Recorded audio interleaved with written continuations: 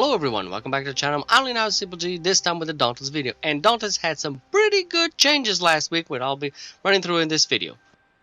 First of all legendary gear now has a Prismatic Cell, and all of them got perks. They got perks for cells. So it's a really good change. One of the things that I didn't like about legendary was they're just, they did one thing, they were a one-trick pony, but they changed all that. Every legendary gear now has something cool. So I'll be talking about the different builds that I use in here, but the build themselves, I'll only be showing it at the end. I'm going to talk about where you can get the discovery to then start the build of this item, and then I'm just going to show the build right at the end.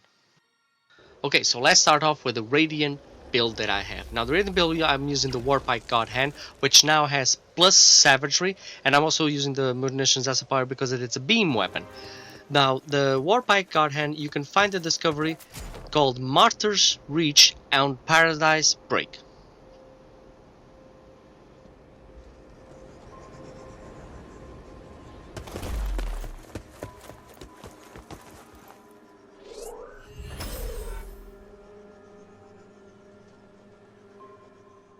Together with it, I'm using the helmet Prismatic Grace, which now has plus 3 medic. The discovery for this is called Razorcary Island, and it's found on the Razorcliff Island behind a waterfall. I know that in this footage it doesn't appear, but it's there. Trust me, it's there. It's actually one of the hardest one to find because it was behind waterfall. This one and another one, and I just didn't remember that you can find things behind waterfalls in Dauntless.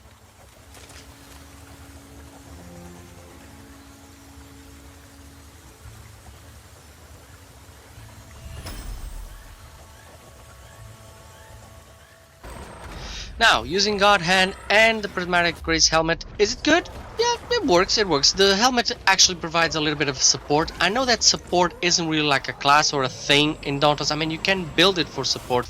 With a medic cell, you can revive allies faster. And with this helmet, the Prismatic Grace helmet, you give them a shield for 5 seconds for your ally. And if you die, you also get a 10-second immunity shield that you can use, to take your potions, to take away from danger and all that. To use as a support, I'm here using pylons. If you have like the entire pylons maxed out, it might help a little bit.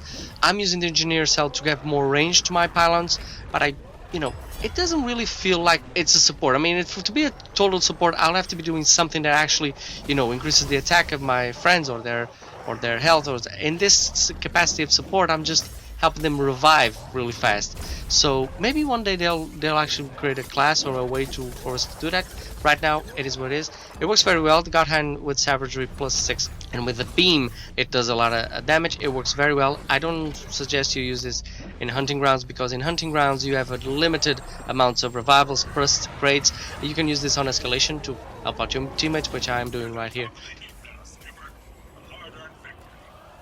Next on the list is the Umbra build. Now for the Umbra build, for the sword, you have to find the discovery Unseen Soaring Stone that sits on Twilight Sanctuary.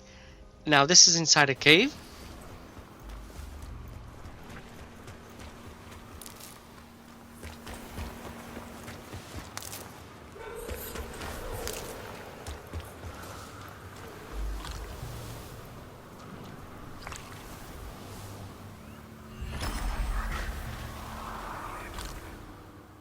In the other discovery, Shrouded Raven, for the helmet's Tragic Echo, it's also found on Twilight Sanctuary, but it's up top.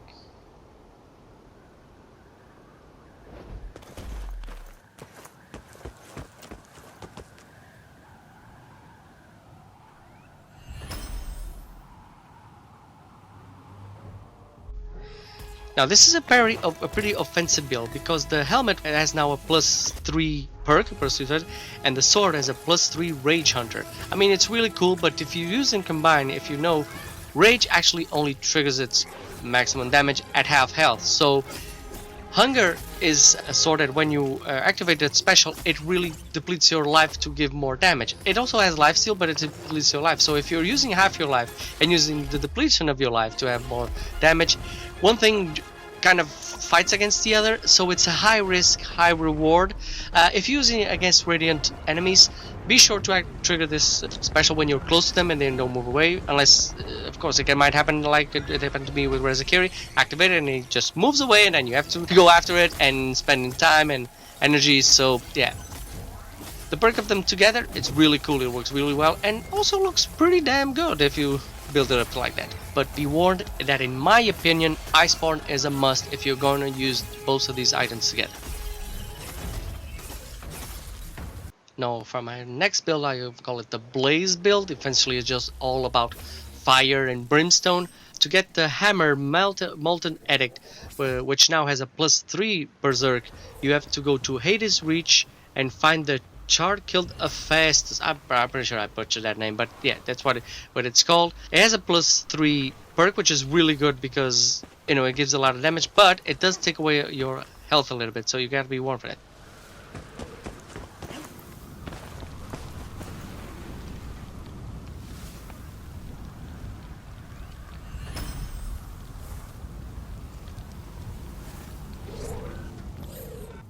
Now for the helmet, Skull Forge, which now has +3 molten, yes, it's very good.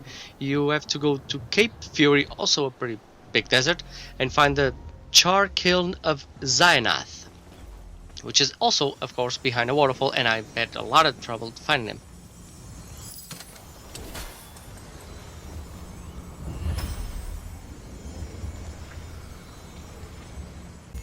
Now, these two combined are really, really good. I mean, Skullforge also uses the damage that you deal to build up your stamina, which is really cool. And the hammer, the multi-attack, now has a +3 and throws fireballs. Fireballs that were buffed. They now do more 50% damage. Now, I wasn't too sure if it's the balls that you fire, the fireballs that you fire, or the ones that you slam on the ground and they appear. I don't know if they were both buffed. I think it was the ones on the ground, from what I understand. I don't play a lot with this weapon, but I think that's what happened. The ones that you fire still do pretty good damage, but I've not buffed that much. This is terribly good for heavy hitters. I mean, if you really enjoy hammers and axes, this is a really, really good buff that they have. If you build it correctly, especially if you have the Future faction, which has the Cataclysm and the Molten Cells also dropping, and as you know, Molten gives you attack and movement speed, this is really good. I mean, the hammer can be incredibly fast and hit incredibly hard, and right now it's definitely one of the weapons that I most enjoy in the game. Just one thing, remember that this helmet, Skullforge, is nerfed for trials, so you won't get infinite stamina like you do in Hunting Grounds on Escalation. On trials it doesn't stack up that fast or that good, so if you're trying to not spend stamina on trial, tough luck, it was nerfed just because of that. Lastly, we got the new armor, the Time Wave armor, that we have to find the Discovery Crystal method that's on Paradise Break.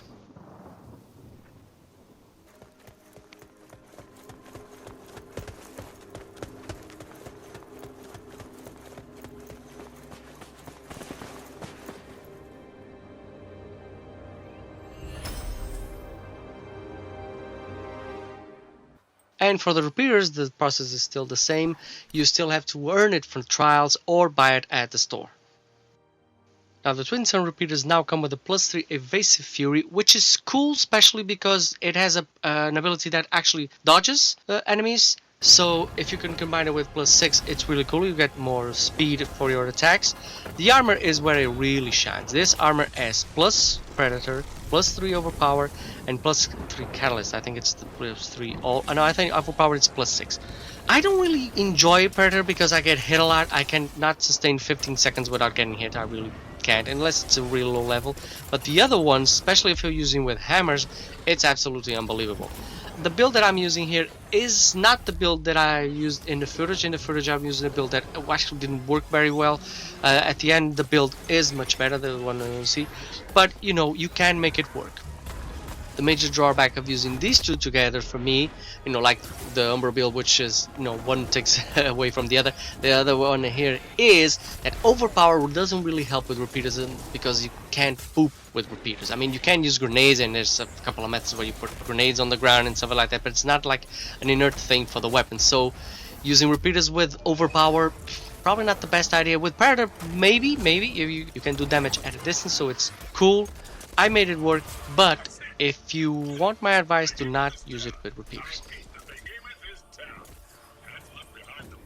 That's it. That's all the weapons and the armors and the perks that they have right now. I think there was a really good change.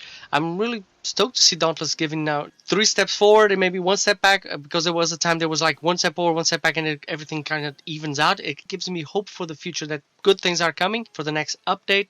I already had the weapon, so I can't show you the requirements to build them except the new armor, the Atomic armor, which I'll give you here. The main difference, this uses aether dust, but if you're like me and you have a ton of cells just hanging around on your inventory, you can just go to the middleman and change them really fast for the amount of aether dust necessary.